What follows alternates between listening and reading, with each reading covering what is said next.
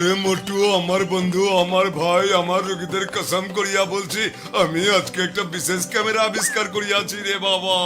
এটাতে ছবি তোলার পর মানুষ ক্রিস্টালের হয়ে যায় রে ভাই। আরে কি বলছো বল ভাই, এমন একটা ক্যামেরা দেখার জন্য তো আমার চোখ এক্সরে মেশিনের মতো অপেক্ষা করে আছে।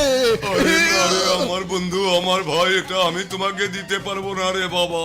এটা আমি আমাদের দেশের আর্মিদের জন্য বানিয়েছি, তাহলে আর তাদের গুলি চালাতে হবে না, বুঝেছো?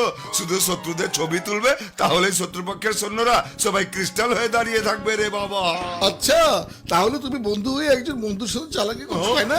এমনিতে এই ক্যামেরার কথা আমাকে বলে তুমি আমাকে কৌতূহল করে তুলেছো, আর এখন আমার সাথে এমন ব্যবহার করছো, তাই না? হ্যাঁ,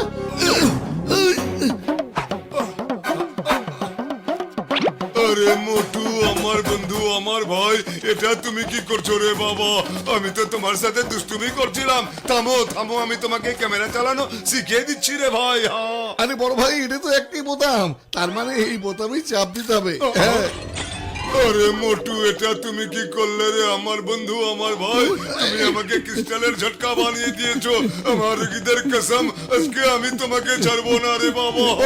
আমি সরি বড় ভাই। বাবা, এই বটু তুমি ডক্টর ঝটকারে কি অবস্থা করে দিয়েছো? হ্যাঁ, শোনো ভাই ঘুষিটারাম, আমি কিন্তু কিছু করিনি, আমি শুধুমাত্র এই বোতামটাতে এইভাবে চাপ দিয়েছি। হ্যাঁ, সর্বনাশের হাতে করে ডক্টর ঝটকার মাথা বাড়ি। এখন আমি কি করি? এ মোটু, তাড়াতাড়ি।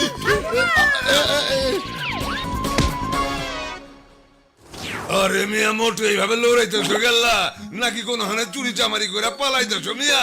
সরি, আমার ভুল হয়ে গেছে। দেখো না, ওরা সবাই আমার পিছনে ধাওয়া করেছে। হ্যাঁ, এই মিয়া, কার এত বড় সাহস যে বক্সারের প্রতিবেশীর ধাওয়া করছে?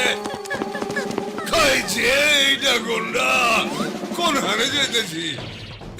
ভূত ভূত বাঁচা। আরে ও বক্সার ভাই, এটা ভূত না, ওরা হলো ডক্টর ঝটকা আর ঘোষরাম। ওকে দেখতে পাথরের মূর্তির মতো লাগতেছে কেন? ডক্টর ঝটকা এই ক্যামেরাটা আবিষ্কার করেছে, আমি তো শুধু এই বোতামে একটা চাপ দিয়েছি, ঠিক এইভাবে। এই মিয়া মোটু, এটা কি করলাম মিয়া?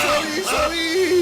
আরে বক্সার আমার বন্ধু আমার ভাই, মোটুকে ধরো, নাইলে ও সবাইকে ক্রিস্টাল বানিয়ে ফেলবে রে বাবা। ওকে আটকাও, আটকাও ওকে।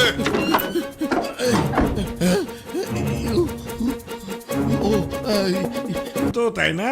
এই আবিষ্কার তো খুব কাজের আবিষ্কার হয়েছে রে বাবা।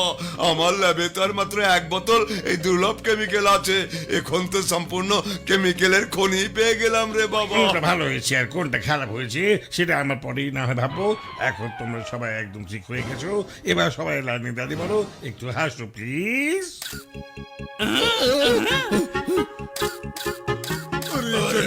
শোনো, কেমিক্যালের কারণে এখন আর আমাদের কোনো ক্ষতি হবে না, কিন্তু তোমার তো অবশ্যই হতে হবে।